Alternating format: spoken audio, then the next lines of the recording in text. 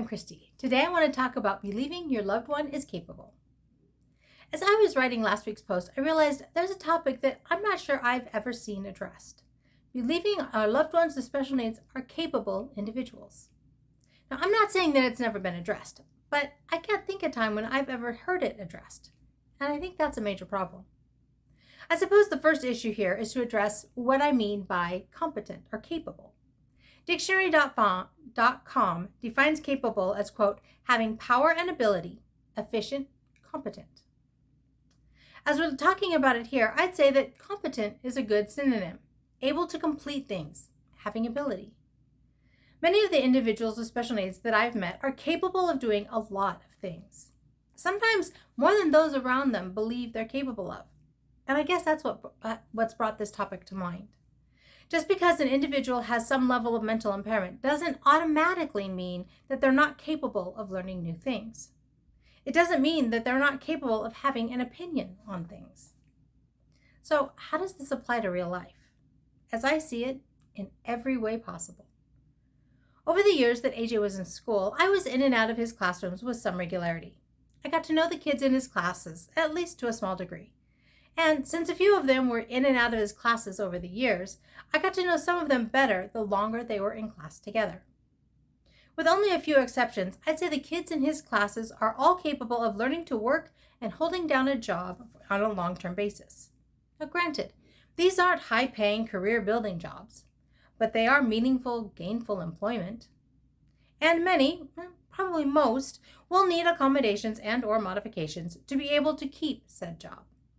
But those jobs are out there, especially when you factor in the general cultural push towards mainstreaming adults with special needs into the regular workforce.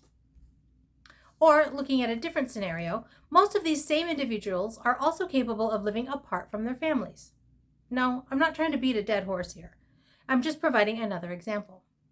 These individuals have the capacity to learn enough skills to live in a supported environment and thrive there. Will they ever be able to live completely independently? I don't know. Some of them might be able to. Many won't. But how will we know how close they'll be able to come to living independently if we don't give them the opportunity to learn new skills apart from us, spreading their wings and try? I'm sure that none of the parents and caregivers I know intentionally and purposely chose to not believe in the capabilities of their loved one.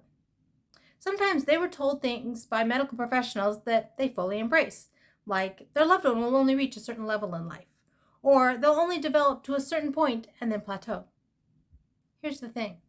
Medical professionals don't know how things will turn out any more than we do as caregivers. Yes, they have training and experience that may more accurately guide them to making predictions, but they don't know what our loved ones are truly capable of. I remember AJ's physical therapist telling me that AJ should never have learned to walk. And yet, at that point, he had been walking and running for years. That said, they worked off and on for years to teach him how to ride a bike while he was in therapy. He still hasn't figured that one out, and at this point, probably never will. But I'm not going to say it's an impossibility. If he finds the right motivation, he may well learn it yet. So how do we balance all of these different aspects? It's definitely a balancing act. But I think the most important part is to believe in their abilities, to believe they're capable of continuing to grow, learn, and improve. Yes, it's likely that they will always need accommodations and/or modifications that the typical person doesn't need, but they're still an individual. Even some typical individuals need accommodations or modifications at times. So here's some things I tried to make sure that I keep in the forefront of my mind with AJ. First, challenge him to continue to grow and learn. I try to keep him in situations that will challenge him to do these things. Remember, he has his own interests, dreams, and goals. I try to help him work towards those things on a regular basis.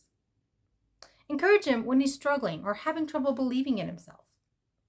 Treat him as much like a typical individual as I can, remembering that I do need to adjust some things for him. Be as realistic as possible. I don't want to overestimate what AJ can do, but I also don't want to underestimate what he's capable of and hold him back from reaching his fullest potential. And finally, believe he's capable.